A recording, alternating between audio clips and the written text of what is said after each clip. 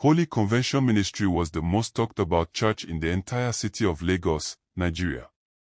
Owned by Pastor James, a rich and powerful man of God, famously known as Pastor Talk and Do. His church was always bursting at the seams. From the front pews to the back doors, people were packed shoulder to shoulder. The air was thick with excitement and hope. Voices rose in worship, mixing with cries of pain and prayers for healing. It was a place full of energy, where people came with heavy hearts, hoping for miracles. Pastor Talk and Do stood confidently at the center of the stage, his eyes shining with fierce conviction. One by one, the sick came forward, crippled men and women limping with canes, blind people guided by trembling hands of faith, and others wrapped in bandages from injuries no one dared speak of. Each person held a small bottle of holy oil, freshly bought just moments before, and sold at a high price. This oil was special. It was produced by Pastor Talk and Do himself. People held the bottles tightly. They believed this oil had great power. They believed it could heal sickness, break curses, help barren women have children, and bring financial blessings. The crowd pushed forward, some struggling to get close enough for a touch. Pastor Talk and Do, they shouted, voices full of awe and hope. Touch me, Father. Heal me. Whispers spread like fire through the crowd. Did you hear?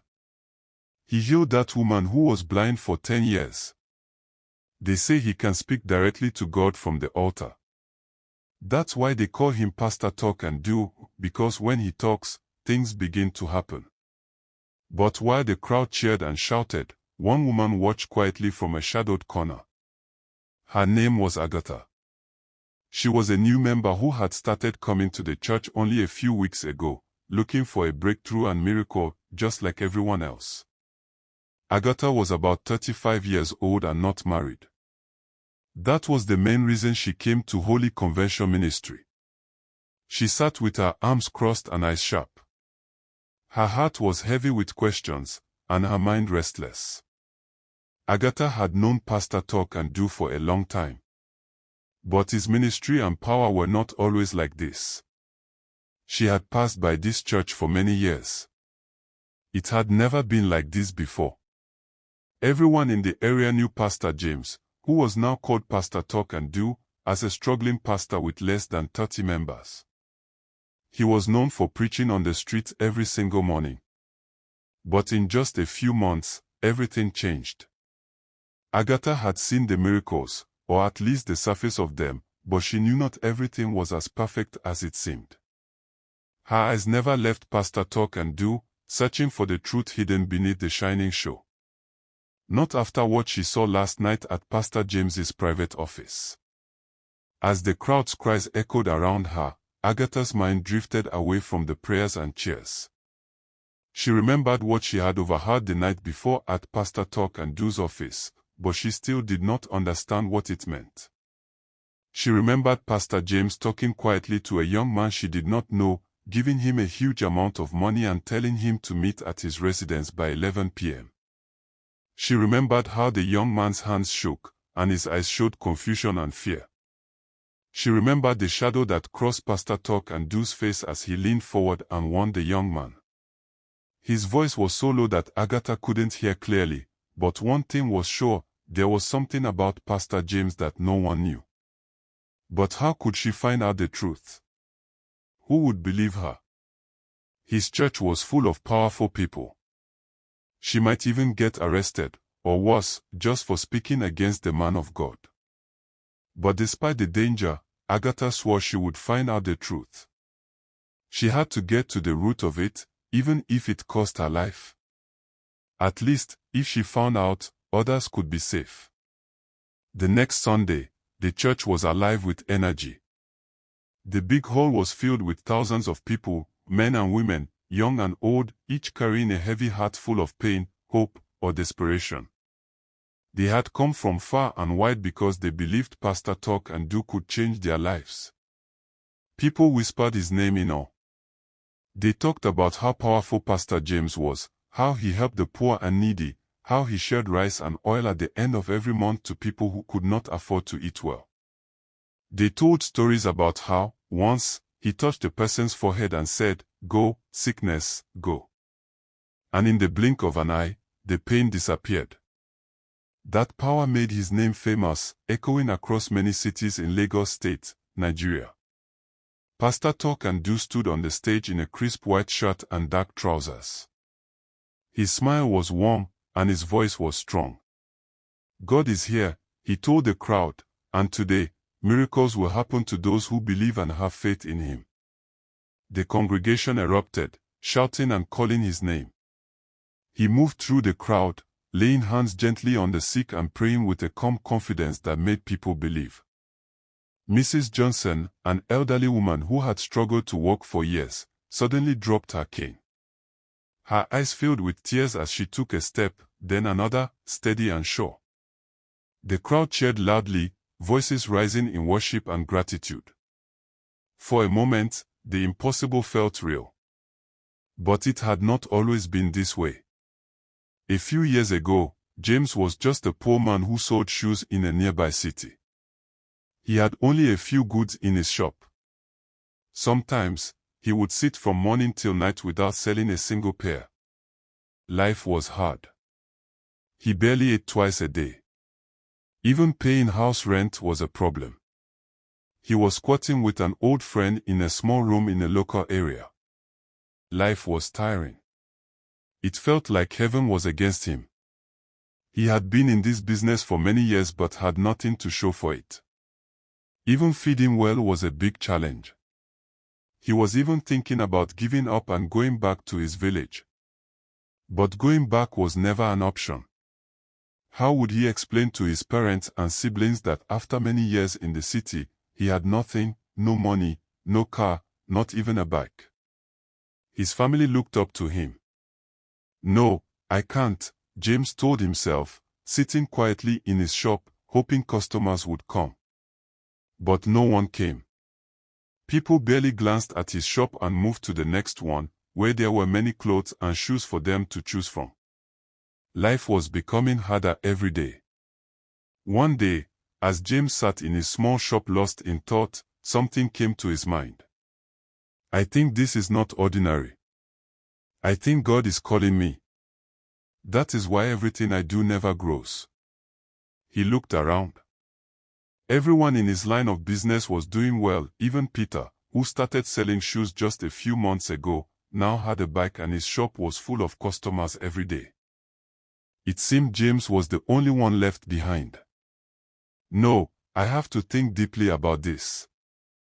I think it is time to answer God's call," he decided.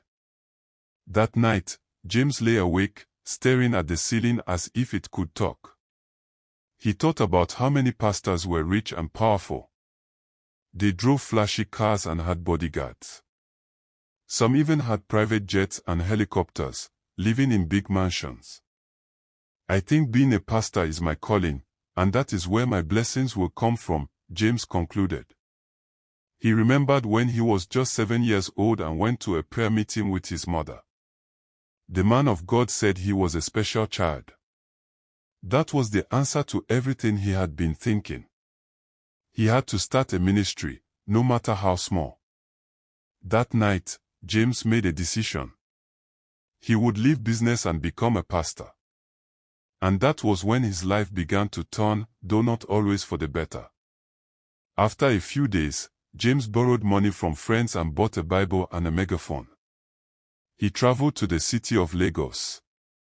He had heard stories about how big and crowded the city was, and how people from many places came and became successful in just a few years. That was exactly what James wanted. But reality hit him harder than he expected. James moved to Lagos and started preaching in a small town. He walked from street to street, preaching the word of God. Every morning, he stood at a busy junction with his mic and Bible, preaching, even sometimes quoting the Bible incorrectly. Some people listened, while others looked and walked away. Some were touched by his words and gave him money. With that money, James was able to survive and eat, while he slept under a bridge with his bag and megaphone. Some nights, James went to bed hungry, wondering if his dreams were worth the pain. But James never gave up. He worked hard and prayed for a chance to help others, to bring hope to those who needed it most. After a few months, he started his ministry in a small rented room on a busy street. The building was old and tired, much like his own one spirit. The walls were cracked, and the paint peeled off in long strips. The windows were dusty and shook every time a vehicle passed by. Inside, the few chairs creaked loudly when someone sat down, as if even the furniture was tired of holding on. Some Sundays, only a handful of people came, just a mother with her 2 children, an elderly man with a limp, or a young woman hoping for a miracle. Sometimes, no one showed up at all. The silence in the room was heavy, broken only by the faint sound of street vendors shouting nearby. James prayed every day for a breakthrough. Every night, he asked God for a sign, for strength, for something to change, not just his life but the lives of the people he was trying to reach. He believed in his calling, but each morning brought new doubts and fears. Offerings were small, barely enough to pay rent or buy food. He counted every naira and coin, wondering how he could keep going. There were moments when hunger gnawed at his stomach, and loneliness weighed on his heart heavier than any burden he had known. Yet, despite the pain, James never stopped. He went from house to house, preaching on street corners, sharing the little he had with whoever would listen. Sometimes, he spoke to empty streets, but he spoke anyway. He believed that one day, someone would hear. And in those small, quiet moments, when no one was watching, he would kneel down and whisper his prayers into the night, holding tightly to hope that tomorrow would be better. 5 years passed, but nothing seemed to change. Pastor James's ministry remained small, no more than 50 people showed up each Sunday. The congregation was mostly elderly women and a few men. The young people he hoped to reach stayed away, drawn instead to bigger churches led by pastors who lived lives far beyond his reach. James often watched them with envy. Other pastors cruised by in expensive cars, dressed in sharp suits, heading to their grand mansions. Their churches were full, overflowing with thousands of worshippers every Sunday. Their names were spoken with respect and awe across the city. James longed for the same, a big ministry, wealth, and influence. But the dream felt far away, almost impossible. He had prayed and fasted for months, even years, pouring out his soul in desperate pleas. He said all the strongest prayers he knew, calling on God's mercy and strength. Yet, nothing changed. It felt as if heaven had turned its back on him. One bright day, under the hot sun, James climbed a sacred mountain where pastors and believers gathered from all over to pray and fast. The air was alive with soft chants and prayers. Birds called softly from their nests. This mountain was a place of hope, a place where many came to fast, seek guidance, and pour out their hearts to God. James knelt among the faithful. His heart was heavy but still holding on to one last hope. Around him, men and women knelt in humble prayer, their voices rising together. The scent of burning incense mixed with the fresh mountain breeze. It was a place of peace, faith, and longing for miracles. But inside, James felt a heavy mix of doubt and ambition. He had prayed here many times before, begging God for a breakthrough, to heal, save, and build a ministry that would change lives. As James finished his prayer and prepared to go down the mountain, a figure approached, a tall man dressed in a sharp white suit. His presence was strong, even in the daylight. The murmurs around him quieted. This was Pastor Mike, a well-known preacher famous for his power and wealth. James watched as Pastor Mike moved through the crowd with confidence and purpose. When their eyes met, Pastor Mike nodded, as if recognizing a kindred spirit. Later, away from the crowd, Pastor Mike pulled James aside. "I have been watching you for a long time," he said. "I love your spirit. You have worked hard but earned very little because you don't know the rules of the game. Your spirit is high, and I see great potential in you.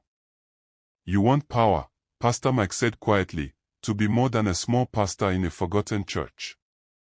You want to be on top, just like other pastors in this city, but you don't have what it takes. And if you don't follow the right path, you may die from fasting and prayer, and nothing will change. Heaven helps those who help themselves, Pastor Mike said. But you must follow someone who knows the road, or you will get lost in the race. James nodded, his throat tight, unable to say a word. I can help, Pastor Mike said. But power has a price. A price most are unwilling to pay. James listened as Pastor Mike spoke of a secret society, a covenant of pastors who gain strength and wealth through dark means.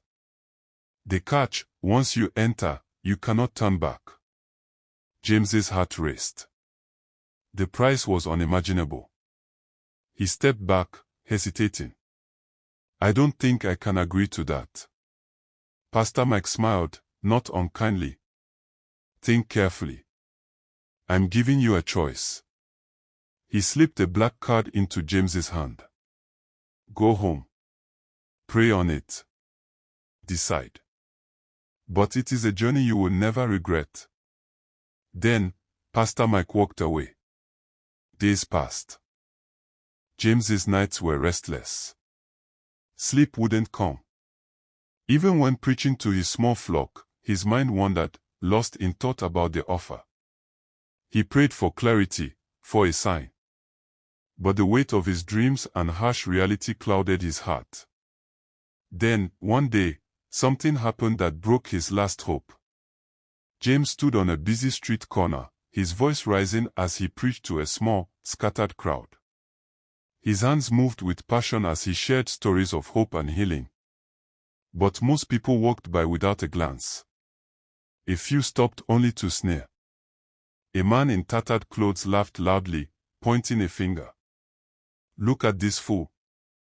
This is how they deceive people and collect their hard-earned money. A woman crossing the street spat on the ground nearby. Big mouth, no power.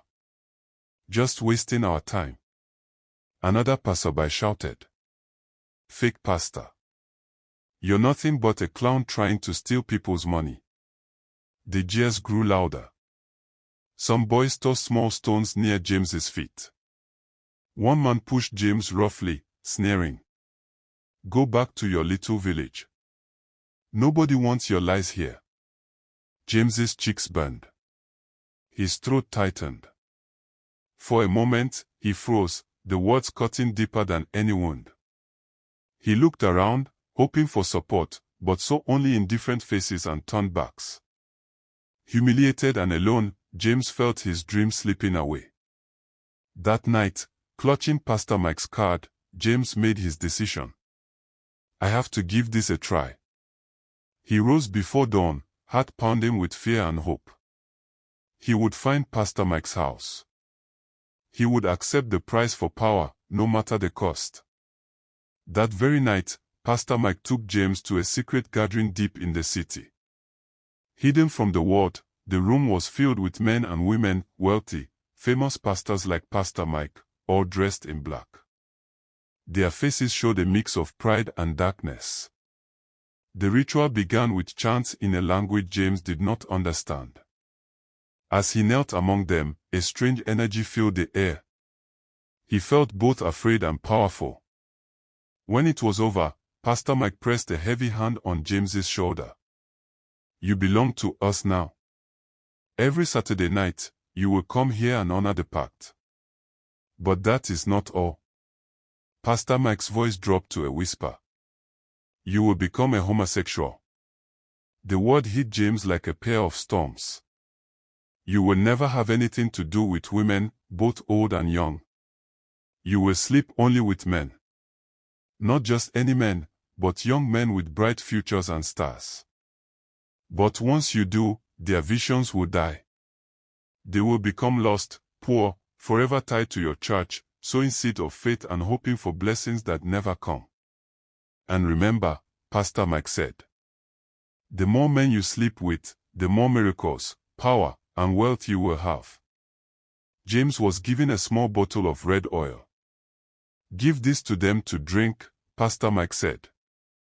"Tell them it is heavenly oil that will protect them, set them free from any curses, and bring financial breakthrough. After drinking it, they will feel unconscious, like the Holy Spirit is working on them. And when they wake up, they will never remember what happened." James shivered but understood. The men he chose to keep his secret would be trapped, their hopes crushed while he grew stronger. He gave up marrying a wife or having children. He could only sleep with his fellow men. He had no choice. He had gone too far to turn back now. From then on, every Saturday night, Pastor James left his mansion silently and met with chosen young men in secret. They never remembered the meetings fully, only vague feelings of confusion and shame. Their minds were clouded, erased of details. But despite their fading dreams, these young men continued to attend his church, believing in the miracles and promises. The cost was high. James had traded his humanity, his future, and the chance for love for power and fame. Though the secret weighed heavily on his soul, within just a few months everything changed. Pastor James's church had become a magnet, drawing thousands of people every Sunday. The faithful came from all over Lagos and neighboring towns, desperate for healing, miracles, and hope. Stories of his power spread like wildfire. People said he could command God itself. Just a touch on the forehead and a firm command, "Sickness, leave." And the pain vanished like magic. His name had changed from the simple Pastor James to the powerful title, Pastor Talk and Do. His reputation became unstoppable. Every week, the church overflowed. The big hall was packed from the early morning prayers until the last hymn was sung. Men, women, and children filled every corner, clutching their Bibles, praying hard, hoping to be touched by Pastor Talk and Do's hands. To many, Pastor James was no longer just a man of God, he was Pastor Talk and Do, a name spoken with awe and reverence. But beneath the bright light of fame, a dark web of lies and secrets twisted quietly, hidden from the eyes of most. Backstage, Pastor James lounged comfortably in a plush chair, flipping through a thick file prepared by his trusted staff. Today's chosen one was a young man named Pascal, fresh from the United States and about to leave for another trip soon. The file was packed with private information, his name, job, home address, family details, even secrets Pascal thought no one knew. Pastor James had his workers gather all these details beforehand, knowing how much power it would give him during Sunday's prophecy. When he stepped onto the stage, the spotlight caught his confident smile. The murmurs in the crowd quieted immediately as his strong voice filled the hall. "My beloved brothers and sisters," he began, "today, God has revealed to me a man among you, one whose future shines bright, but danger lurks on his path. Come forward, brother." Pascal rose nervously as all eyes turned to him. "Your name is Pascal," Pastor James announced, his eyes shining with fake conviction. "You have recently returned from a distant land, and a terrible accident awaits you if you travel soon. But fear not, through the power of prayer, you will be protected."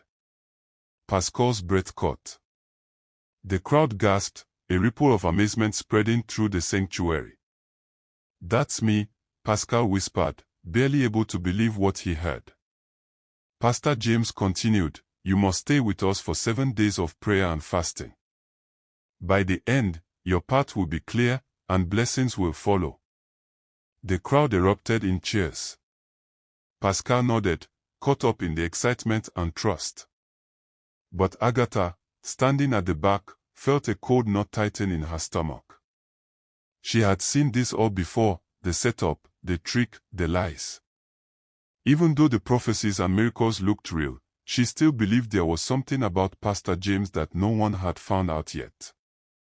One Sunday, Pastor James introduced a new bottle of holy oil, claiming it had the power to heal, bring good luck, and chase away bad luck, witches, and wizards. While the congregation worshipped, many spent large sums buying Pastor James's latest miracle cure, a bottle of heavenly oil. These products were sold in beautiful flasks and bottles, marked as drops of healing from the Garden of Eden itself. But the truth was far darker. The oil was just ordinary olive oil mixed with honey and a few harmless herbs. The holy water was just tap water with a little salt and honey, blessed by Pastor James with a few practiced words. Still, the faithful believed. They gave their last naira, their jewelry, even land deeds, hoping these elixirs would heal disease, bring wealth, or cast out evil spirits. Faith requires sacrifice, Pastor James preached, standing before the crowd in his crisp white shirt and tailored suit. God's blessings come to those willing to give. And give they did, until Pastor James's coffers overflowed. Agatha also bought the heavenly oil, even though she did not believe in it. She wanted to see for herself. She used the oil just as Pastor Talk and Do instructed, but after a few days, nothing happened. She knew it was all fake, a new way to scam people of their money. But she had no evidence to stand against the mighty Pastor Talk and Do, whom everyone worshipped. She was only thinking of Pastor James's fake prophecy and schemes, not knowing about the darker, evil part of Pastor Talk and Do. Meanwhile, Pascal entered the 7-day prayer cycle. He fasted, prayed, and attended services from morning till night, hoping the pastor's promise would protect him from danger. But at night, hidden from the congregation's view, a more sinister ritual took place. On the 7th night, Pastor James invited Pascal to his mansion. The gathering was said to be the summary of the prayer cycle, but that was far from the truth. It was just a way for Pastor James to carry out his evil act. "Drink this," he said softly, handing Pascal a small bottle of red oil. "This will be your heavenly jacket. It will protect you from every harm and evil plan. You shall travel safe and return safe." Without thinking too much, Pascal obeyed. He took the small red bottle from Pastor James. Kneeling on the ground, he drank it. But within moments, dizziness washed over him. His vision blurred. And he collapsed onto the plush couch, unconscious. That night, behind the bright smiles and loud prayers, a dark secret continued to grow. The true price of power was paid in silence. And no one would guess the price Pastor Talk and Do was willing to pay. Agatha, still determined to uncover the truth, never stopped attending the church.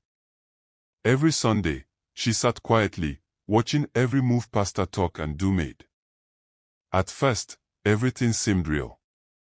The prayers, the miracles, the hope.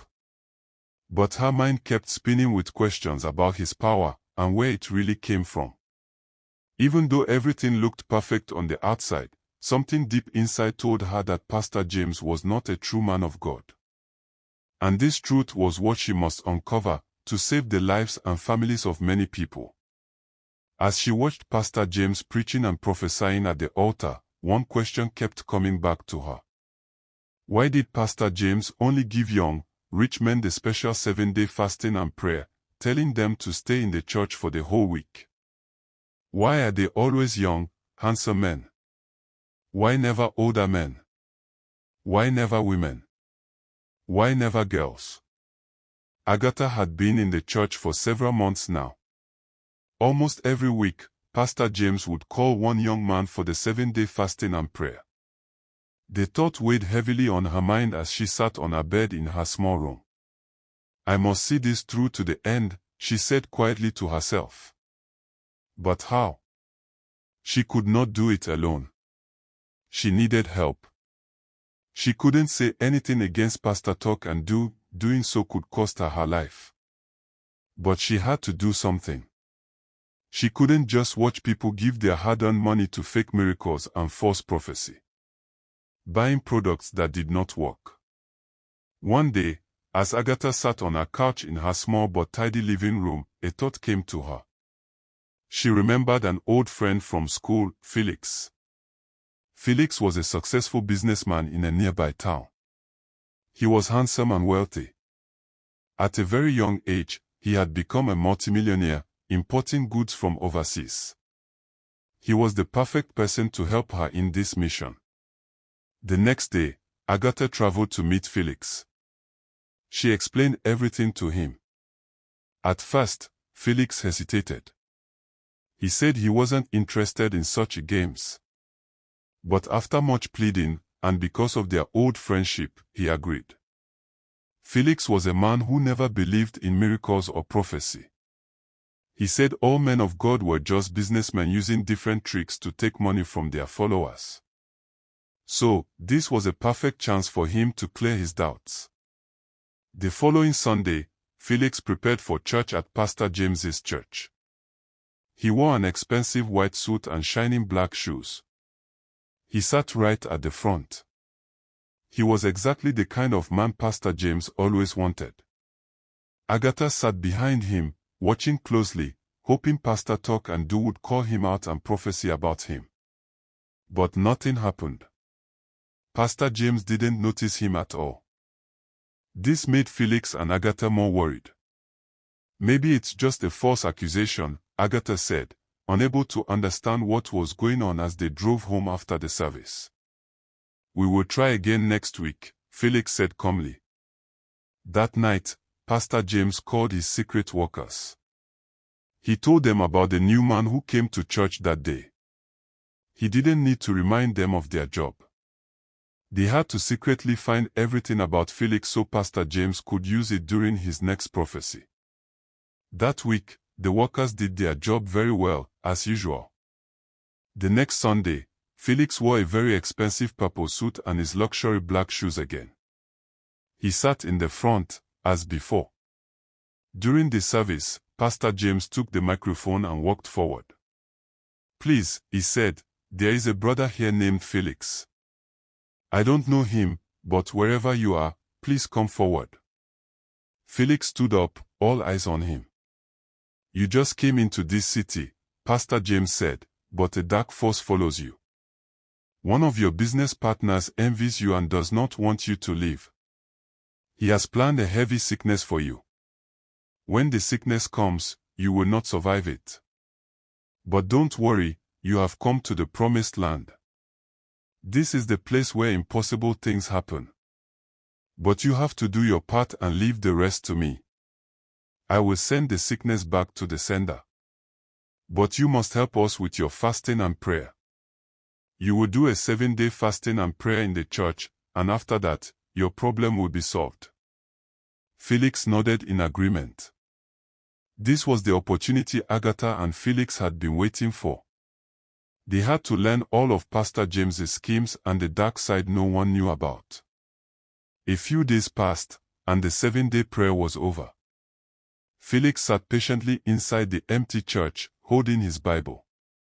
Pastor James approached him. Today is the final day of your prayer.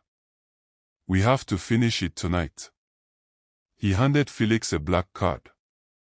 This is my house address. Meet me at my house tonight around 11 p.m. Everything will be concluded then. Felix bowed in respect. I will, sir, he replied.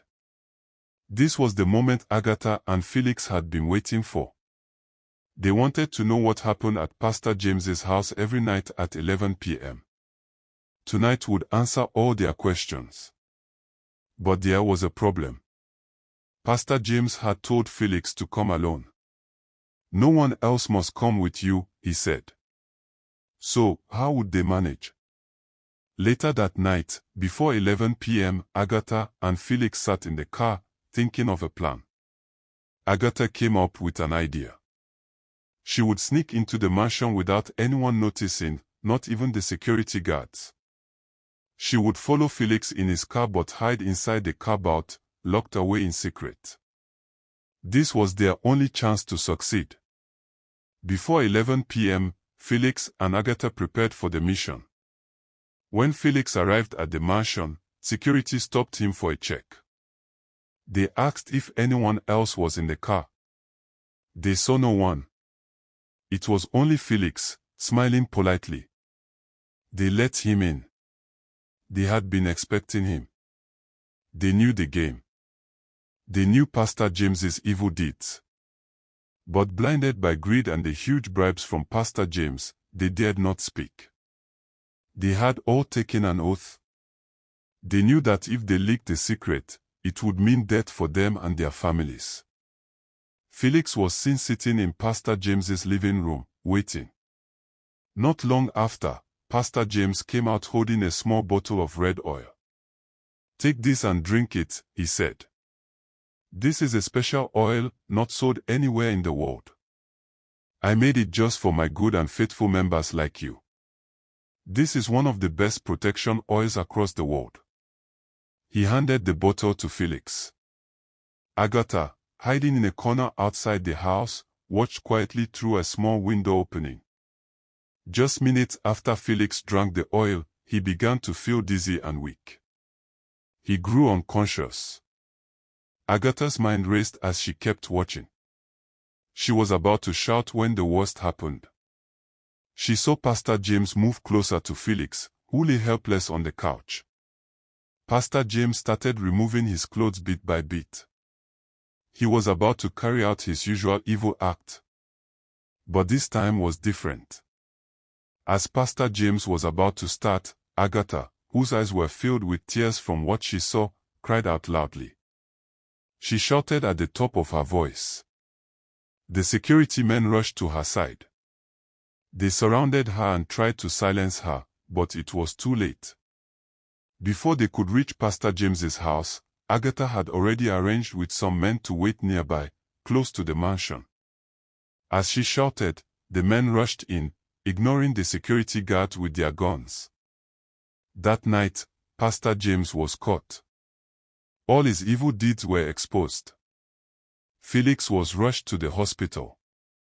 The police came in the morning with 2 big vehicles. Pastor James was arrested, along with all his private workers, men and women. That same day, his church was burned to the ground. His mansion was demolished. All the people he had deceived in the name of being a pastor were set free. After a few days, his workers were released from police custody. But Pastor James was sent to court, where the government would decide his fate. Thank you for watching this story. Kindly share your thoughts in the comment section, give this story a thumbs up, and subscribe to this channel if you haven't already. Don't forget to turn on the notification bell so you won't miss our next story. Thank you, and remain blessed.